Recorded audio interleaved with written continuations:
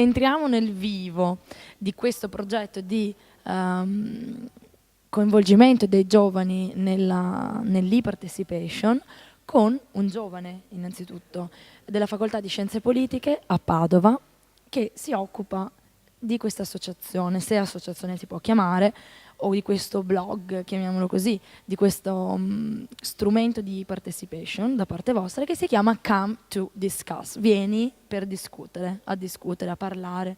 Allora, raccontaci questa esperienza, raccontaci com'è nata questa idea e come si sta sviluppando, che feedback avete, quante persone fanno parte di questo gruppo.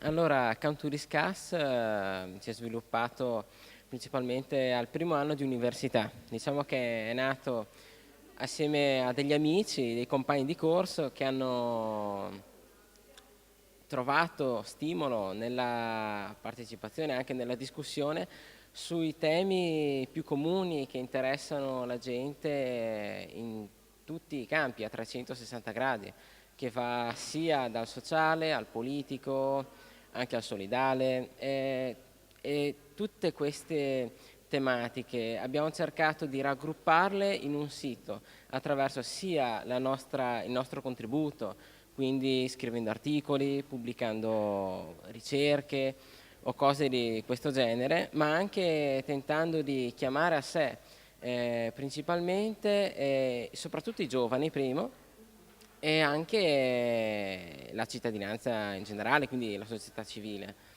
Ti chiedo di dirmi il sito, l'indirizzo è www.camtodiscuss.net e tutti possono partecipare, quindi non solo gli studenti di scienze politiche, tutti possono accedere e dire la loro. Non c'è nessun filtro di moderazione, l'unica cosa che ci preserviamo di fare è la serietà degli interventi, quindi non chiediamo nessuna particolare opinione, ognuno è libero di pensare quello che vuole, non c'è nessuno stampo ideologico politico, nemmeno religioso né razziale, siamo liberi.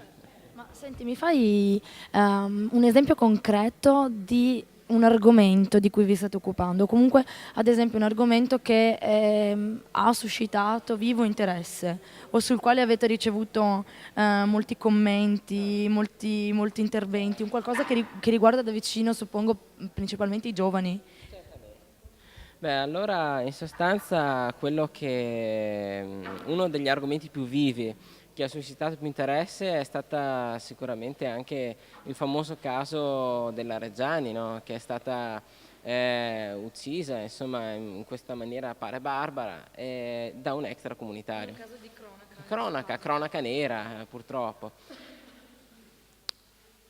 Non ci aspettavamo un successo così evidente. Il fatto che più ci ha colpito e stimolato anche a continuare in questo lavoro è stato soprattutto il contributo sia di tutti gli appartenenti al blog del sito, ma anche di iscritti esterni, quindi persone terze che anche visualizzando soltanto gli accessi sono puntualmente andati a vedere soltanto queste discussioni. Quindi avete in un certo qual modo fidelizzato l'utente, quindi si parla in questi giorni, c'è questo dibattito sulla un utente casuale o un utente che, esatto, che va lì apposta quotidianamente, quindi poi questo è un dibattito che si fa a proposito della questione che riguarda Murdoch, Sky e la libertà, diciamo, la gratuità delle notizie e dell'editoria. Comunque, in questo senso, voi avete riscontrato che c'è un feedback positivo che si ripete, che comunque migliora di giorno in giorno. certamente. Infatti quello che più ha scatenato l'interesse è stato soprattutto la vivacità del linguaggio. Infatti non ci si è limitati, diciamo, a dei meri commenti, sì. Penso che non sia una cosa giusta o meno criticare chi magari è un rom, per esempio, per dire, ma si è andato su una discussione molto venale, nel senso che anche questioni di sangue così che abbiamo dovuto alla fine moderare anche. Quindi l'intervento del moderatore, dei moderatori, come avviene?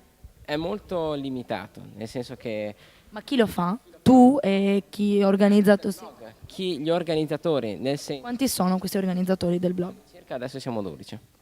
Noi ci limitiamo soltanto con un piccolo commento, se c'è un'esternazione un po' troppo vivace, appunto, diciamo soltanto il tema è questo, cerchiamo di moderare i toni, nient'altro.